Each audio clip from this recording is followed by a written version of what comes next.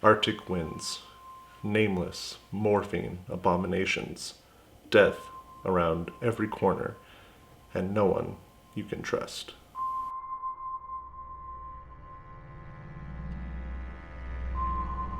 Welcome to the Eldritch Collection. My name is Aaron Peterson, and today we will be talking about The Thing. The Thing is a 1982 film directed by John Carpenter, written by Bill Lancaster and John W. Campbell Jr. It stars Kurt Russell, Wilford Brimley, and Keith David. Also of note is the special effects makeup done by Rob Bottin, a wizard in the field who's also known for RoboCop, Legend, and David Fincher's Seven, to name a few. We could talk forever about Bottin's effects or the amazing career of John Carpenter, but today what I want to talk about is The Thing and what it means for cosmic horror. When I started this channel and I was researching cosmic horror films, The Thing kept coming up as one that defines the genre. The reason The Thing is considered one of the quintessential cosmic horror films isn't because it lives fully within the genre, but because it takes traditional horror and runs it right up next to the edge of the Eldritch. More or less, this film is a condensed retelling of H.P. Lovecraft's At the Mountains of Madness. That story is about a team of scientists from Miskatonic University going on an expedition to Antarctica.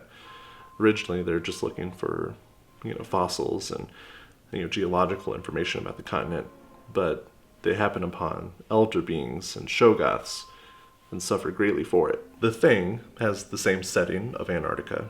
All of the characters are scientists or their support staff, and the titular monster is more or less a Shoggoth.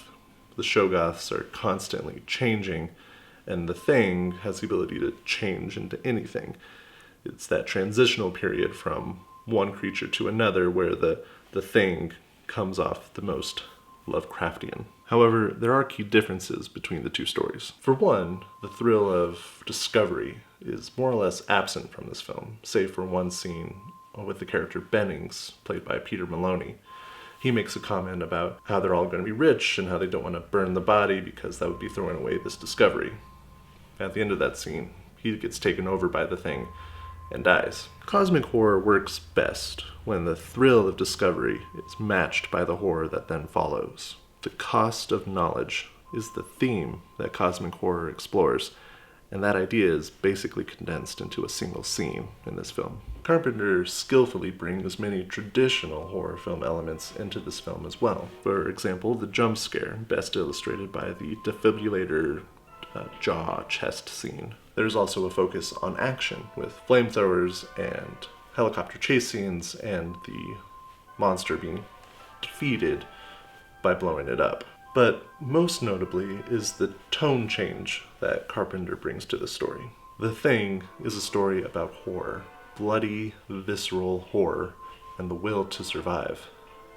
Most of Lovecraft's stories are filled with existential, almost academic dread. This film felt more like watching Carpenter's Halloween than how I felt after reading At the Mountains of Madness. However, there are still elements of cosmic horror in this film. It's a melding of the two subgenres. The creature design, for one, is of course one of the most Lovecraftian designs ever put on film. Tentacles?